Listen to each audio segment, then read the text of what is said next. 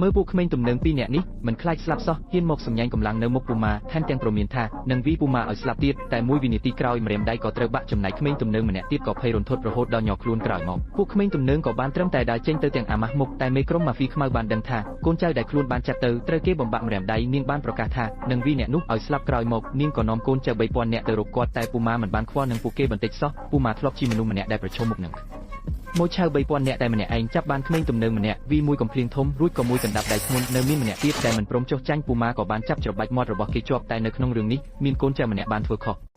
លោកពូម៉ាភ្លាមនោះក៏បង្វែរគោលដៅហើយដើរយឺតទៅរកគេកូនចៅនោះក៏ភ័យស្លន់ស្លោរហូតដួលទៅនឹងដីហើយធ្វើពុតជាស្លាប់មេខ្លោងខ្មៅជាងបានឃើញទិដ្ឋភាពនេះក៏បង្ខំចិត្តបញ្ជូនអ្នកវិប្រហារដ៏ឆ្នើមរបស់ខ្លួនចេញមុខលោកពូម៉ាទៅតែញីក្បាលក៏ត្រូវមួយកណ្ដាប់ដៃបន្ទាប់មកគាត់ក៏មិនប្រញាប់ប្រញាល់ដាក់វ៉ែនដារបស់គាត់ចូលក្នុងហោប៉ៅហើយតាំងខ្លួននៅក្បាច់មួយយ៉ាងជំនាញលោកពូម៉ាបានឃើញថាជាអ្នកជំនាញក៏មិនហ៊ានធ្វេសប្រហែសឡើយប៉ុន្តែអ្វីដែលគេប្រើសុទ្ធតែជាក្បាច់ក្បូរមិនជំនាញមិនយូរប៉ុន្មានក៏ត្រូវលោកពូម៉ាចាប់អុកជាប់នឹងជញ្ជាំងមេឃ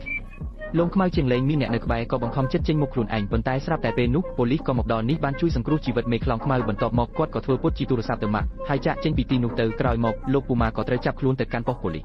នេះជាប៉ូលីសបារាំងពួកគេនិយាយថាអ្នកដែលអ្នកចាប់មកនេះគឺជាម្ចាស់ជើងឯកប្រណាំងម៉ូទ័រវ៉ាន់លីស័យតែប៉ូលីសនៅទីនេះមិនជឿទេដូច្នេះហើយទិដ្ឋភាពនេះក៏បានកើតឡើងបន្ទាប់មកប៉ូលីសក៏ដោះលែងគាត់ទៅពូម៉ាមិនដឹងទេការពិតគឺថាពូម៉ាមានបេសកកម្មមួយទៀតនៅពេលត្រឡប់មកប្រទេសវិញលើកនេះគឺរំដាយដែលបានបោះបង់គាត់តាំងពីដើមមកបន្ទាប់មកគាត់ក៏បានរកឃើញលំនៅឋានរបស់ម្ដាយគាត់តែនៅទីនោះមានតែប្អូនស្រីដែលគាត់មិនធ្លាប់ឃើញសោះនិងក្មួយប្រុសទាំងពីរនាក់របស់គាត់ក្រោយមកបានឮប្អូនស្រីនិយាយថាម្ដាយបានកើតជំងឺមហារីកហើយបានស្លាប់កាលពី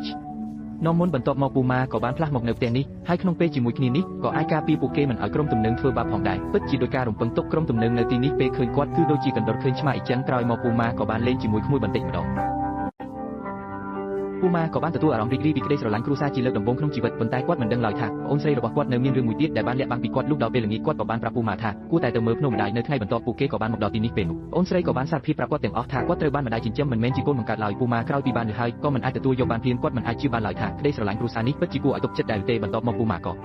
បានចាក់ចេញពីទីនោះទៅដោយកំហឹងយ៉ាងខ្លាំងគាត់ក៏បានជួបប្រទះនៅពេលវេលាដ៏ខ្មៅងឹតបំផុតក្នុងជីវិតរបស់គាត់ប៉ុន្តែនៅថ្ងៃនោះគាត់ក៏បានឃើញសារដែលម្ដាយបានបន្សល់ទុកមុនពេលគាត់ស្លាប់តាមពិតទៅគឺការគាត់នៅក្មេងគាត់បានកើតជំងឺធ្ងន់ម្ដាយគ្មានលទ្ធភាពព្យាបាលជំងឺគាត់ទេអាចត្រឹមតែប្រគល់គាត់ទៅឲ្យគូស្វាមីភរិយាជនជាតិអាមេរិកមួយគូម្ដាយក៏តែងតែរស់នៅក្នុងក្តីវិបត្តិសារីបន្ទាប់ពីនោះគាត់ក៏បានជួបស្ត្រីម្នាក់នាងក៏បានចាត់ទុកពួកគេដូចជាសមាជិកគ្រួសាររបស់ខ្លួនដែរហើយទើបតែពេលនោះទេដែលមានពន្លឺព្រះអាទិត្យបន្តិចបន្តួចបានចាំងចូលមកក្នុងជីវិតរបស់នាងអូនស្រីបានលះបង់ច្រើនសម្រាប់គ្រួសារនេះម្ដាយរបស់នាងរហូតដល់ពេលស្លាប់នៅតែផ្ដាំកូនស្រីថាត្រូវតែស្វែងរកបងប្រុសរបស់នាងឲ្យឃើញពេលដឹងរឿងទាំងនេះម៉ែក៏បានអត់ទោសឲ្យម្ដាយរបស់ខ្លួនដែរនាងក៏យល់ថាខ្លួនឯងមិនអាចបន្តភាពទន់ជ្រាយទៀតបានទេដូច្នេះហើយនាងក៏ចាប់ផ្ដើមត្រៀមខ្លួនសម្រាប់ការប្រកួតរត់ប្រណាំងចម្ងាយឆ្ងាយដែលនឹងប្រព្រឹត្តទៅមួយសប្តាហ៍ក្រោយនេះក៏ជាគោលដៅស៊ូក្នុងជីវិតរបស់ម៉ែផងដែរ